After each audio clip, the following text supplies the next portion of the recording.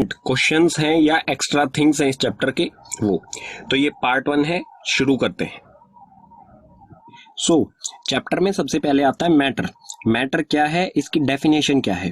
तो मैटर को हिंदी में पदार्थ कहा जाता है और matter is a substance which have mass and occupies space. हाँ सर, वो इंफॉर्मेशन आई थी। हाँ सर, दिख रहा है।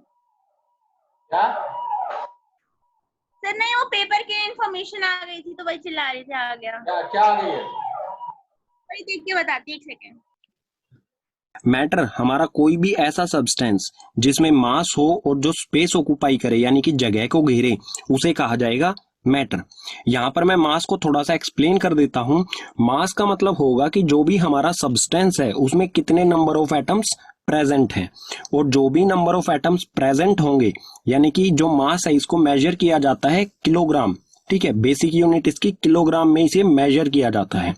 और जो मास है वो कांस्टेंट होता है सभी जगह पर। अगर हमें चांद यानी कि मून पर किसी चीज का हम मास करेंगे तो वो सेम रहेगा जितना अर्थ पर होगा। ठीक है, या फिर स्पेस में भी करेंगे तो सेम रहेगा हर जगह पर।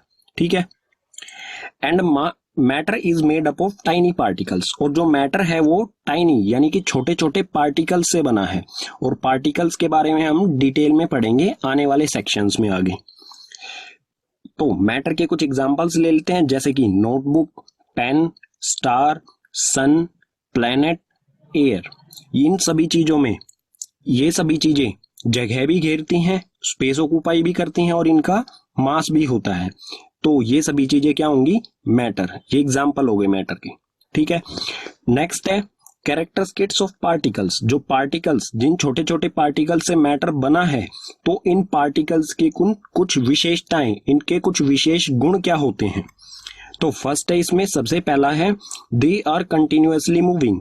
जो भी पार्टिकल्स होते हैं मैटर के वो लगातार मूव करते रहते हैं, मोशन में रहते हैं। ठीक है, चलते रहते हैं या फिर गति में रहते हैं कह सकते हैं हम। सेकंड है they having space between them.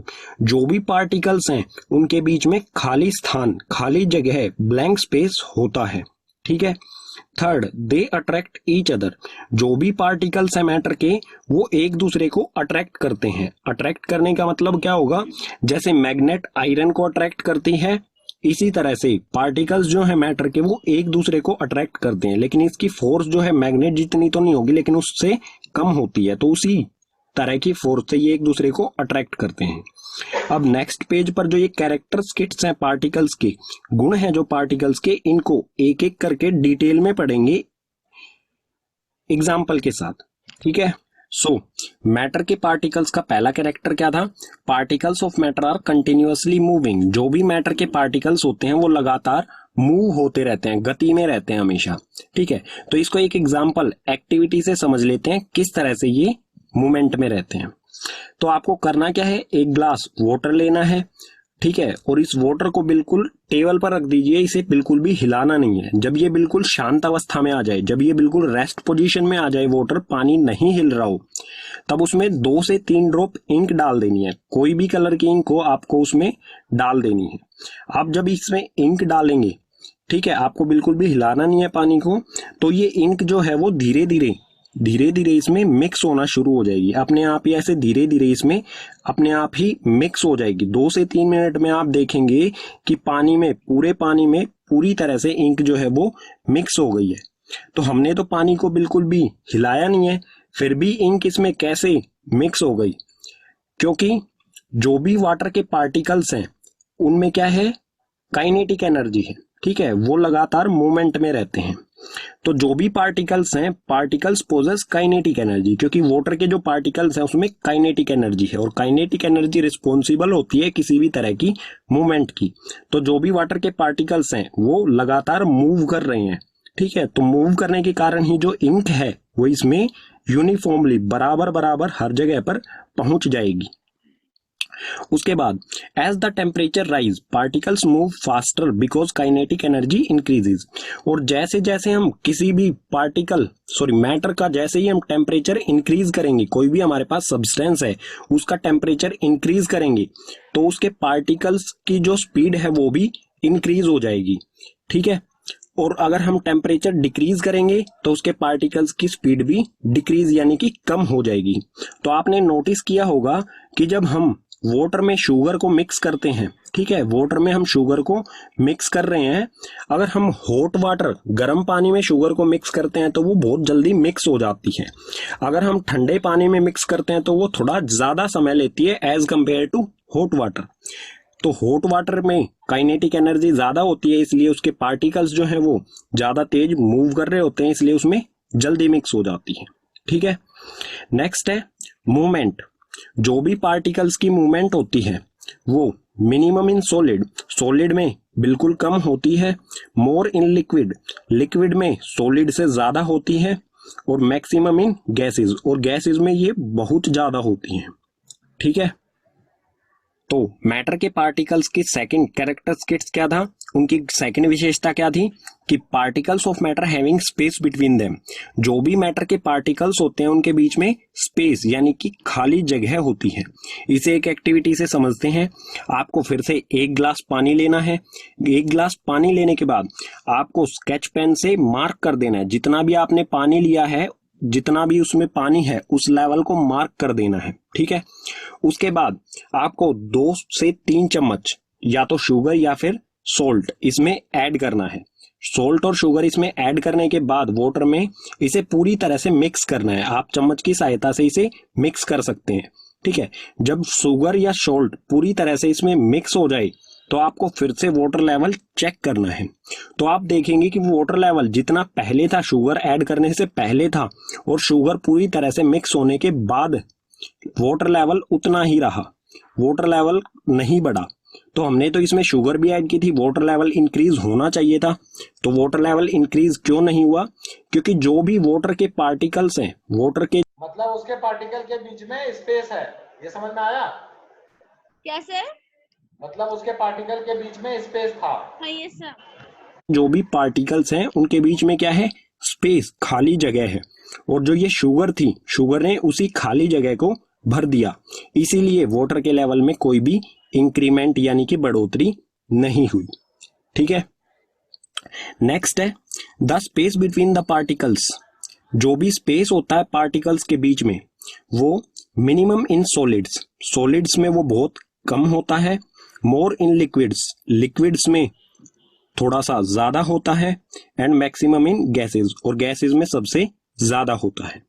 ठीक है, तो मैटर के पार्टिकल्स का थर्ड कैरेक्टरिस्टिक्स क्या था, थर्ड गुण क्या था कि particles of matter attract each other. जो भी मैटर के पार्टिकल्स होते हैं वो एक दूसरे को अट्रैक्ट यानी कि सर हाँ, सर इसने बताया था कि शुगर डाला था तो उसको ठंडे पानी में बहुत टाइम लग रहा है डालने में, लेकिन अगर हम पाउडर शुगर डालते हैं तो वो जल्दी मेल्ट हो जाता है, लेकिन वो भी सॉलिड है। क्या बोली? फिर से बोलो ढंग से, आवाज से, माइक सामने रख के। सर इससे पहले वाले में एक्टिविटी में बताया कि जब उन्होंने शुगर डाला ठंडे पानी में तो वो टाइम लेता है मिक्स होने में। ठीक है, हाँ, तो मैं पूछ रही हूँ कि अगर हम शुगर को पाउडर वाली फॉर्म में डाले तो वो जल्दी मिक्स होता है, लेकिन वो भी सॉलिड है। उससे कोई फर्क नहीं पड़ता, पार्टिकल जितना छोटा होगा उतना जल्दी मिक्स हो जाएगा। लेकिन ये बताना चाहता था कि उसका लेवल इंक्रीज नहीं हुआ, पानी का लेवल इंक्रीज नहीं हुआ। मतलब देर से क्या, अगर ज्यादा बड़ा है तो उसको टाइम लगेगा, अगर छोटा है तो जल्दी हो जाएगा। हाँ बस, एक दूसरे को अपनी तरफ खींचते हैं या फिर कह सकते हैं आकर्षित करते हैं। इसे एक एक्टिविटी से समझते हैं। तो एक्टिविटी के लिए आपको जाना पड़ेगा वाटर टैप यानी कि नल के पास। नल जो होगा आपको इसको ऑन करना है। ऑन करने के बाद जैसे ही इसमें से पानी आना शुरू हो जाएगा तो आपको पानी के बीच में आपको अपनी उंगली यानी कि फिंगर रखनी है, पानी के बहाव के बीच में। ये आपकी हो गई फिंगर। तो पानी आपकी फिंगर से टकराएगा और दो अलग अलग, इस तरह से पानी आपकी फिंगर से टकराएगा और दो अलग अलग स्ट्रीम्स में बट जाएगा। ये फिंगर जो होगी आपको थोड़ी सी दूर रखनी है, ठीक है, वाटर टैप से थोड़ा सा दूरी पर। तो ये अलग अलग हो जाएगा, ठीक है। लेकिन जैसे ही आपकी फिंगर उंगली को ये क्रॉस करेगा तो ये वापस एक ही स्ट्रीम में इस तरह से जुड़ जाएगा, ठीक है, एक ही इसका बहाव एक ही हो जाएगा। तो हमने यहां पर ब्रेक किया, ब्रेक करने से पानी का बहाव अलग अलग हो जाना चाहिए था, लेकिन क्यों नहीं हो पाया? क्योंकि जो भी इस वाटर के पार्टिकल्स हैं वो एक दूसरे को अट्रैक्ट कर रहे हैं, यहाँ पर ये एक दूसरे को अपनी तरफ बहुत अच्छा एक्टिविटी से बता रहा है, देख रहे हो? Yes sir. खींच रहे हैं। इसी अट्रैक्शन फोर्स के कारण ये स्ट्रीम यानी कि इसका बहाव वापस एक ही हो गया, ठीक है। और सिर्फ वाटर में ही नहीं, जो अट्रैक्शन फोर्स होती है ये सभी मैटर्स में होती है। आपको इस एक और एग्जांपल दे देता हूं। तो आपको क्या करना है, आयरन नेल लेनी है, ठीक है। आपको एक आयरन नेल लेनी है, उसको स्ट्राइक करना है। स्ट्राइक यानी कि हैमर से उसे तोड़ने की कोशिश करनी है। आप इस पर हैमर से स्ट्राइक करेंगे तो ये नहीं टूटेगी, ठीक है। क्यों? एक बार में नहीं टूटेगी, हो सकता है दूसरी बार में भी ना टूटे, ब्रेक ना हो, ठीक है। तो ब्रेक ना होने का कारण क्या होगा कि जो भी आयरन नेल में पार्टिकल्स हैं आयरन के, वो एक दूसरे को अट्रैक्ट कर रहे हैं, ठीक है। अट्रैक्शन फोर्स के कारण ये ब्रेक नहीं होगी, ठीक है। तो द फोर्स ऑफ अट्रैक्शन, जो भी ये अट्रैक्शन फोर्स होती है, ये मैक्सिमम इन सॉलिड्स, सॉलिड में, सॉलिड्स जो भी ठोस पदार्थ होते हैं, ठोस मैटर होते हैं, उनमें सबसे ज्यादा होती है।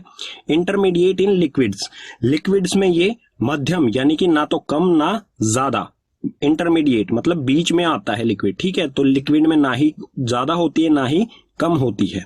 और नेग्लिजिबल इन गैसेस, और गैसेस में हम कह सकते हैं कि ये जो अट्रैक्शन फोर्स है ये ना के बराबर होती है, ठीक है। गैसेस में ना के बराबर होती है, इसलिए गैस जो है इजीली उड़ जाती है, फ्लो हो बातें नहीं करो, तुम माइक ऑन कर दो। Yes sir. जाती है, ठीक है। कैजुअली पढ़ाई करोगे तो डूब जाओगे।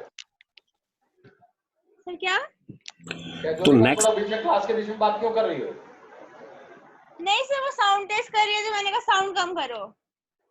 कॉन्सेप्ट आता है इस चैप्टर में हमारा स्टेट्स ऑफ मैटर, यानी कि मैटर की अवस्थाएं। तो मेनली 3 स्टेट्स ऑफ मैटर होती हैं, सॉलिड, लिक्विड और गैस।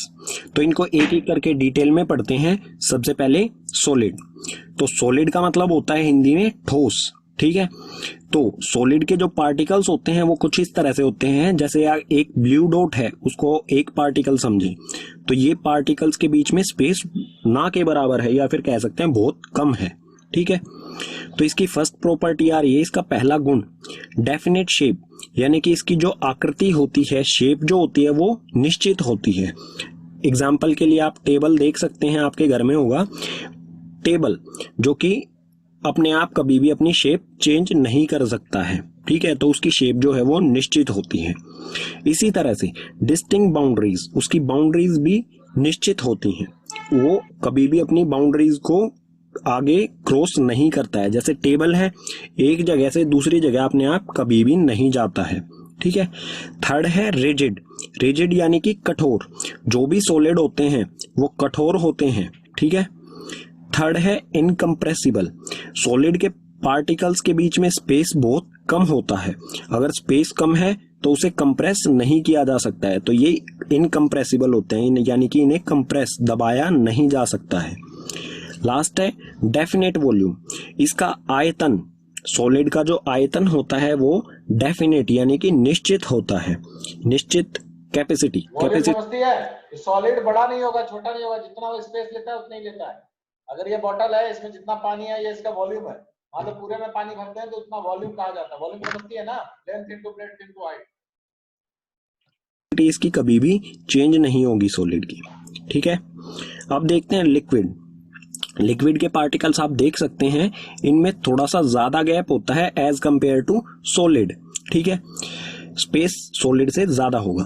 तो इसकी प्रॉपर्टीज देख लेते हैं। नो डेफिनेट शेप, लिक्विड की कोई भी डेफिनेट निश्चित शेप नहीं होती है। अगर आपके पास कोई भी लिक्विड लाइक एग्जांपल ले लेते हैं हम इसका एक, जैसे वाटर एक लिक्विड होता है, अगर आप उसे कप में डालोगे तो वो कप की शेप ले लेगा, जग में डालोगे तो जग की शेप ले लेगा, ग्लास में डालोगे तो ग्लास की शेप ले लेगा। तो इसकी कोई भी शेप नहीं होती है, जिस भी कंटेनर में इसे डाला जाएगा ये लिक्विड उसी कंटेनर की शेप ले लेता है, ठीक है। No definite boundaries, no definite boundaries यानी कि इसकी कोई भी निश्चित बाउंड्रीज नहीं होती हैं। जैसे आप कोई भी लिक्विड है, लाइक वाटर ही एक एग्जांपल ले लेते हैं, अगर आप उसको ओपन फ्लोर पर रखोगे लिक्विड को तो वो क्या करेगा, उसकी कोई भी बाउंड्रीज हम क्लियरली यही नहीं बता सकते हैं कि इसकी बाउंड्रीज क्या होंगी, क्योंकि उसे जहां पर भी जगह मिलेगी। Hello students, are you in class 9th and wish to become an expert in maths and science? ये वो उसी तरह फ्लोट हो जाएगा, बहकर निकल जाएगा। थर्ड है फ्लूइडिटी। फ्लूइडिटी का मतलब होता है बहाव। तो लिक्विड जो होता है वो इजीली बहता है, उसकी एक प्रॉपर्टी होती है जिसे कहते हैं बहना, तो फ्लूइडिटी उसी को कहा जाता है। ठीक है। फोर्थ है लो कंप्रेसिबिलिटी। इसके पार्टिकल्स के बीच में स्पेस थोड़ा सा ज्यादा होता है सॉलिड से। ठीक है, तो थोड़े से स्पेस को कम किया जा सकता है उसे कंप्रेस करके, तो थोड़ा सा इसे कंप्रेस भी किया जा सकता है लिक्विड को। उसके बाद है डेफिनेट वॉल्यूम। सॉलिड का भी जो आयतन है वो निश्चित होता है, यानी कि कैपेसिटी उसकी डेफिनेट होती है, निश्चित होती है। इसी तरह जो लिक्विड है उसकी भी कैपेसिटी यानी कि वॉल्यूम या फिर आयतन इसका भी निश्चित होता है। ठीक है। अब देखते हैं गैस। गैस के पार्टिकल्स को आप देख सकते हैं, इसमें थोड़ा मतलब बहुत ज्यादा गैप है एज कंपेयर टू सॉलिड। और लिक्विड से अगर हम इसकी कंपेयर करें तो सबसे ज्यादा गैप किसके पार्टिकल्स में है? गैस के पार्टिकल्स में। इस ज्यादा स्पेस की वजह से ही इसकी कुछ प्रॉपर्टीज हैं।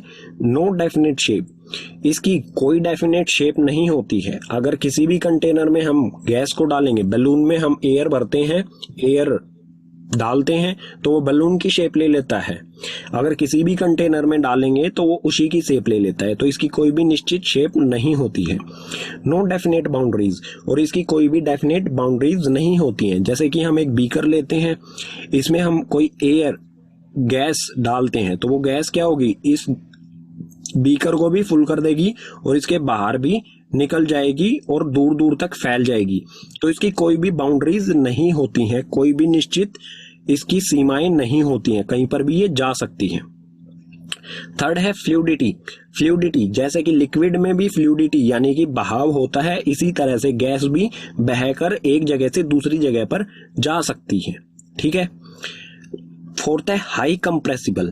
हाई कंप्रेसिबल यानी कि इसे कंप्रेस यानी कि दबाया जा सकता है, इसके पार्टिकल्स को पास पास में लाया जा सकता है प्रेशर अप्लाई करके। क्यों हाईली कंप्रेसिबल क्यों है ये? क्योंकि इसके पार्टिकल्स में ज्यादा स्पेस है, जितना ज्यादा स्पेस होगा उतनी ही हाई कंप्रेसिबल होगी। ठीक है। लास्ट है नो डेफिनेट वॉल्यूम।